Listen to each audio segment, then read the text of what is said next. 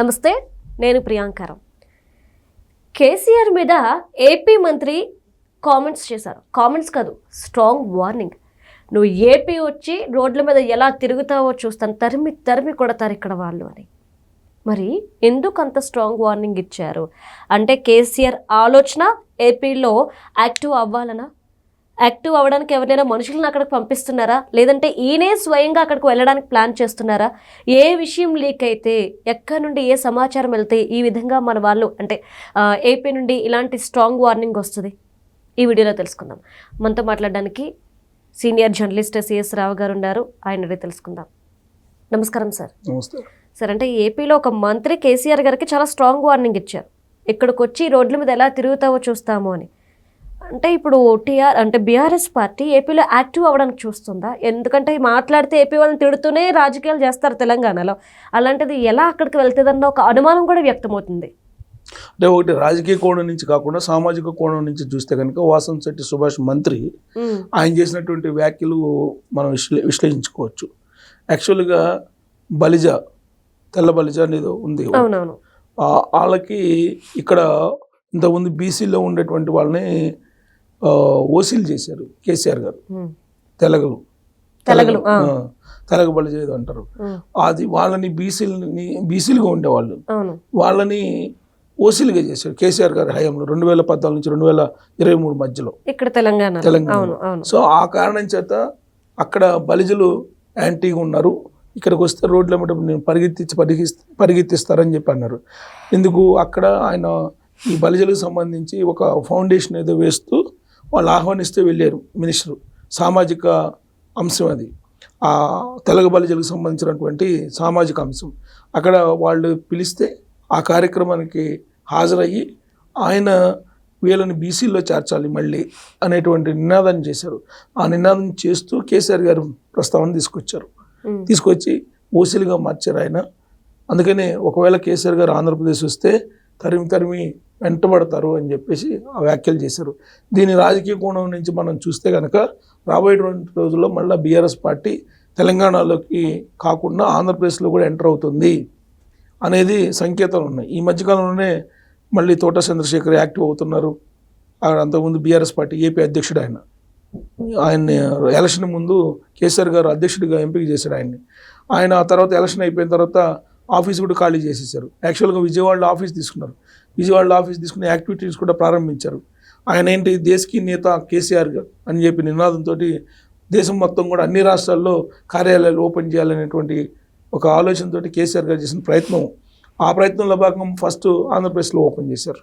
ఇప్పుడు మళ్ళీ ఆంధ్రప్రదేశ్లో యాక్టివ్ కావాలనేటువంటి ఉద్దేశంతో కేసీఆర్ గారు ఎంటర్ అవుతున్నారు. బీఆర్ఎస్ పార్టీ ఎంటర్ అవుతుంది అనేది కూడా ఒకటి వినిపిస్తుంది. అది ఎంటర్ అయితే సిచ్యువేషన్స్ ఆంధ్రప్రదేశ్లో ఏ విధంగా ఉంటాయి అనేది కూడా ఒక ఈక్వేషన్ నడుస్తుంది. ఎందుకంటే BRS party, MIM, YSR Congress party, కమ్యూనిస్టులు వీళ్ళందరూ కలిసి, కాంగ్రెస్ పార్టీ కూడా అక్కడ వీళ్ళందరూ కలిసి ఒక కూటమిగా ఏర్పడతారా అనేది కూడా వినిపిస్తుంది. ఈ మధ్యకాలంలో జగన్మోహన్ రెడ్డి గారి అడుగులు చూస్తుంటే కనుక ఖచ్చితంగా కాంగ్రెస్ పార్టీతో దగ్గర అవుతున్నట్టు సంకేతాలు కనిపిస్తున్నాయి. అంటే నాకు ఒక డౌట్ వచ్చింది సార్. గతంలో మనం తెలంగాణ ఎలక్షన్స్ చూస్తే జగన్మోహన్ రెడ్డి గారు సపోర్ట్ చాలా చేశారు. అంటే ఏం చేసినా బీఆర్ఎస్ పార్టీని తెలంగాణలో గెలిపించాలి. అలానే కేసీఆర్ గారు కూడా సపోర్ట్ చేశారు. ఇప్పుడు ఇద్దరూ కలిసి రావడం అంటే జగన్ని గెలిపించేందుకే అక్కడ ఖచ్చితంగా కూటమిగా ఏర్పడాల్సిన అవసరం ఉంది. కాబట్టి ఆ కూటమిలో భాగంగా దీని అక్కడికి వస్తున్నారా బీఆర్ఎస్ పార్టీ? అంతే. ఇప్పుడు జగన్మోహన్ రెడ్డి గారు అలాగే కేసీఆర్ గారు ఇద్దరు ఒక తాళ్ళ ముక్కలు. అవును. తెలంగాణకి ముఖ్యమంత్రిగా కేసీఆర్ గారు ఉండాలని చెప్పి జగన్మోహన్ రెడ్డి గారు స్ట్రాంగ్గా కోరుకుంటారు. అందుకే 2023 అసెంబ్లీ ఎన్నికల సందర్భంగా చెవిరెడ్డి భాస్కర్ రెడ్డి గారు, పెద్దిరెడ్డి రామచంద్ర గారు ఇక్కడ కూర్చొని మొత్తం మానిటర్ చేశారు గెస్ట్ హౌస్లో. ఇది అందరికీ తెలిసినటువంటి విషయమే, ఇది కొత్త విషయం కాదు. అలాగే ఆంధ్రప్రదేశ్లో 2019 ఎలక్షన్ ముందు శ్రీనివాస్ యాదవ్తో పాటు అనేక మంది వెలమ సామాజిక వర్గంలో సంబంధించినటువంటి వాళ్ళని ఉత్తరాంధ్ర పంపించారు జగన్మోహన్ రెడ్డి గారికి ఓట్లు వేయించాలని కేసీఆర్ గారు.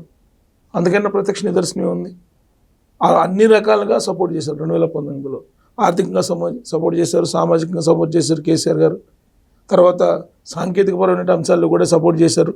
ఎందుకంటే ఇక్కడ ఉన్నటువంటి డేటాని తీసుకెళ్ళి ఇచ్చారు కదా తెలుగుదేశం పార్టీ వాళ్ళకి సంబంధించినటువంటి డేటా మొత్తం తీసుకొచ్చి అలాగే యూట్యూబ్ ఛానల్స్ రైట్ చేయించి గందరగోళం చేశారు అప్పుడు. అంటే సామధాన భేద దండోపాయాలన్నింటినీ ఉపయోగించారు, ఆయనకు ఉండేటువంటి శక్తి సామర్థ్యాలన్నింటినీ ఉపయోగించారు. అదే జాలగా ప్రెస్ మీట్కి వచ్చేసి ప్రెస్ మీట్ పెట్టి చంద్రబాబు నాయుడు గారి గురించి రకరకాలుగా మాట్లాడారు. The dirtiest politician in the world అని చెప్పి చంద్రబాబు నాయుడు గారిని సంబోధించినటువంటి లీడరు కేసీఆర్ గారు. అంటే ఆ ఎలక్షన్ సందర్భంగా అంటే క్యాంపెయిన్ ఆయన కూడా చేశాడు మీడియా ద్వారా. మిగతా వాళ్ళని అక్కడే పంపించారు, సామాజిక వర్గాల వారిగా ఆర్థిక పరంగా సపోర్ట్ చేశారు. ఆంధ్రప్రదేశ్లో సీఎంని 2019లో జగన్మోహన్ రెడ్డి గారిని కూర్చోబెట్టారు. ఆ తర్వాత ఇద్దరు స్వామీజీలు తీసుకొచ్చి వీళ్ళిద్దరు సీఎంలు కలిసి పోలాభిషేకం కూడా చేశారు. మేమిద్దరం ఒకటే, మేము ఇద్దరు స్వాములు ఆత్మలం అని చెప్పి కూడా చెప్పారు. ఇదంతా వాళ్ళు చెప్పినటువంటి మాటలే, కొత్తగా మనం ఏం చెప్పినటువంటి విషయం కాదు. సో కాబట్టి ఆంధ్రప్రదేశ్కి ఎంటర్ అవుతారు, మళ్ళీ దేశకీయత కావాలనేటువంటి ఒక ఆలోచన ప్రగతి భవన్లో మొదలైంది, ఫామ్ హౌస్లో మొదలైంది అని అంటున్నారు. ఈ మధ్య మళ్ళీ ఇవాళ సోషల్ మీడియాలో వస్తుంది. ఎందుకంటే కవిత కొత్త పార్టీ పెట్టుకుంటున్నారు, సో కవిత కొత్త పార్టీ పెట్టుకుంటే బీఆర్ఎస్ పార్టీని విలీనం చేస్తున్నారు బీజేపీలో అని చెప్పి.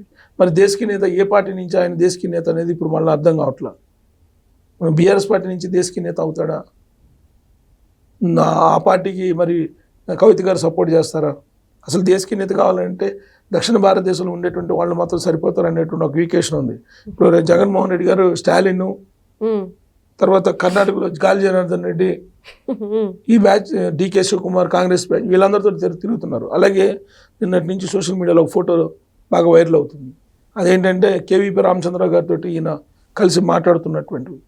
అలాగే కాంగ్రెస్ పార్టీ పూర్వపు లీడర్లు, సీనియర్ లీడర్లు ఎవరైతే ఉన్నారో ఉండవల్లి అరుణ్ కుమార్ గారు, వీళ్ళందరూ జగన్మోహన్ రెడ్డి గారితో ర్యాలీ అవ్వటం, ఇవన్నీ ఈ మధ్యకాలంలో గత వారం రోజుల నుంచి మనకు కనిపిస్తున్నటువంటి దృశ్యాలు. వీటిని కనుక అబ్జర్వ్ చేస్తే కాంగ్రెస్ పార్టీకి దగ్గర అవుతున్నారు జగన్మోహన్ రెడ్డి గారు అని చెప్పి అనుకోవచ్చు. ఒకటి. రెండు, కేసీఆర్ గారు ఆంధ్రలోకి అడుగు పెడుతున్నారని అంటే అప్పుడే జగన్మోహన్ రెడ్డి గారు అధికారంలో ఉన్నప్పుడే ఆయన తిరుమల దర్శనానికి వెళ్తే పెద్ద ఎత్తున ఆయనకి హోర్డింగ్స్ పెట్టారు. అలాగే ఉత్తరాంధ్ర వైజాగ్కి వెళ్తే అక్కడ కూడా జనం ర్యాలీ అయ్యారు. దాంతో నాకు ఇక్కడ ఓట్లు ఉన్నాయని చెప్పి కేసీఆర్ గారు భావిస్తూ అక్కడ విస్తరింపజేయాలని పార్టీని ప్రయత్నం చేశారు. అయితే ఒక అడుగు వేస్తున్నారు. అడుగు వేసిన తర్వాత ఏమవుతుంది, మహాకూటమిలాగా ఏర్పడతారు. 2009లో తెలంగాణలో ఏ విధంగా మహాకూటమి ఏర్పడిందో ఆ విధంగా ఏర్పడే అవకాశం ఉంది. జగన్మోహన్ రెడ్డి గారు అంటే వైఎస్ఆర్ కాంగ్రెస్ పార్టీ, కాంగ్రెస్, ఎంఐఎం, ఇక్కడేమో కాంగ్రెస్ తోటి ఉంటుంది కదా ఎంఐఎం, అక్కడ కాంగ్రెస్ తోటి ఉంటుంది, అక్కడ ఒక ఈక్వేషన్ ఉంటుంది. ఎంఐఎం, కమ్యూనిస్టులు వీళ్ళందరూ కలిసి ఒక మహాకూటమిగా ఏర్పడటానికి ఒక అడుగు పడే దిశలో ఇప్పుడు బీఆర్ఎస్ పార్టీకి సంబంధించినటువంటి ఒకవేళ రాజకీయ పరిణామాలు ఉంటేనే మంత్రి వాసంశెట్టి సుభాష్ గారు అలాంటి ఒకవేళ అని ఉండొచ్చు. బట్ మేజర్గా అయితే సామాజిక వర్గం పరంగా వాళ్ళకి రిజర్వేషన్లు తీసేశారు అనేటువంటి ఉద్దేశంతో ఆయన అయితే ఆ కామెంట్లు చేశారు. బట్ రాజకీయ కోణం నుంచి తీసుకుంటే కనుక ఇది కూడా ఉండొచ్చు maybe. Right. Thank you so much sir.